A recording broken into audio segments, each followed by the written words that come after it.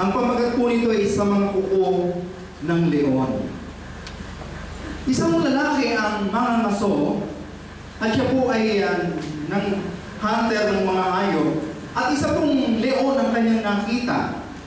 At nung ito'y makita niya na napakalaki ang leon, siya po ay nagpubli sa isang puno at inasinta niya itong leon na to. Subalit nung kanyang kalipitin ang kanyang barel, ito po ay pumalya kasi matagal na hindi nagagamit. Hindi pumutok. Muli niya inasinta at kanyang pinaputok. Alam niyo ba, hindi rin pumutok sa pangalawang pagkakataon. At napatingin sa kanya yung leon. At nung mapatingin sa kanyang leon, nakita siya, hinapon siya. Dahil galit na galit sa kanya, dahil gusto niyang patayin yung leon. At sa kalaunan, siya po ay natukod ng leon at wala na siyang mapuntahan, kundi nandyan sa harap niya na ang leon. At wala na siyang magagawa kung hindi ang manalangin. At ang sabi niya, siya ay lumuhod, pumikit, at nanalangin, Panginoon, tulungan mo po ako sa leong ito.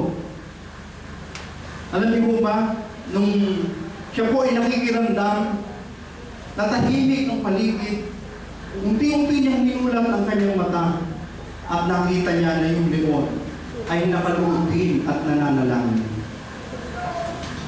Born again, yung leon. At natinig niya ang panalangin ng leon. Panginoon, salamat po sa pagkain na aking kakainin ngayon.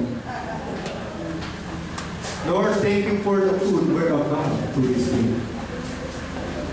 Ano po ang mensahe doon? Nakapagka tayo po ay hindi mga sulirin problema, lalong-lalo't nabibigay tayo sa kamatayan. Ano po na natin tinatawag? Ang Diyos. Amen?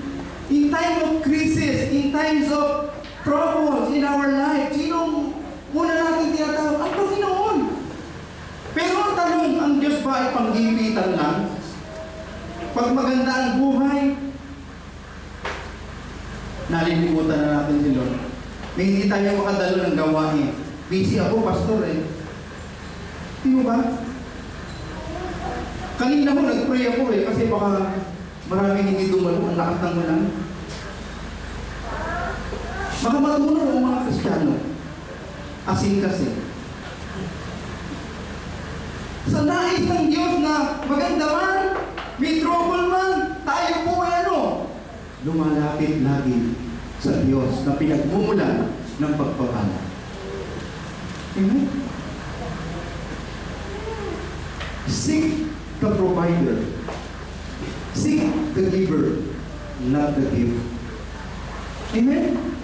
Kung minsan yung gift lagi, ito, panalangin natin, Lord, bigyan mo ako noon, Lord, iligtas mo ako, Panginoon, gusto ko kong gano'n. Lord, gusto ko magkaroon ng magandang trabaho, gusto ko. Hanapin mo muna yung nagbibigay ng provision. Amen? Hanapin muna natin yung Diyos na pinagmumulan. Ang gusto natin, puro yung pagpapala eh. Hello? Naalala ko yung mga anak ko, nung maliliit pa yan, ako yung nagtataksi. Pag-color ko dito, ako po ang nagluluto at saka gusto ko, ako yung nag-aasikalo sa mga anak ko pag-color ko dito. Kasi maalis ako ng tulog sila, darating ako ng tulog din sila. Pag ako yung namamasada ng taxi. Eh pagka-color ko din, ako po ay gusto ko makapiling ko yung mga anak ko. Nasa school naman sila. O pagdating ng service niyan, bubuksan ko na yung pinto at gusto ko manyakap sila kagad. No? Ang gagawin ng mga anak ko, alam niyo ba, mga bata pa yan. Dali, anong ulam? Tuloy kagad sa kusina yan. After tayo sa pagkain, after tayo sa pagpapala, nalimutan na yung ama na nag-aantay at nananabig sa kanyang anak. Ay hindi man lang nabigyan ng pansin. Ano ba? Ganun ang ating amang nasa langit.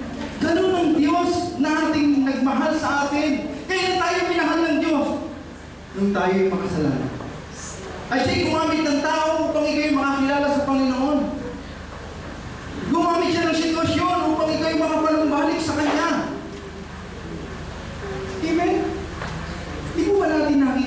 tawag ng Diyos sa atin? No. Alamin natin yung cause ng crisis, letter C.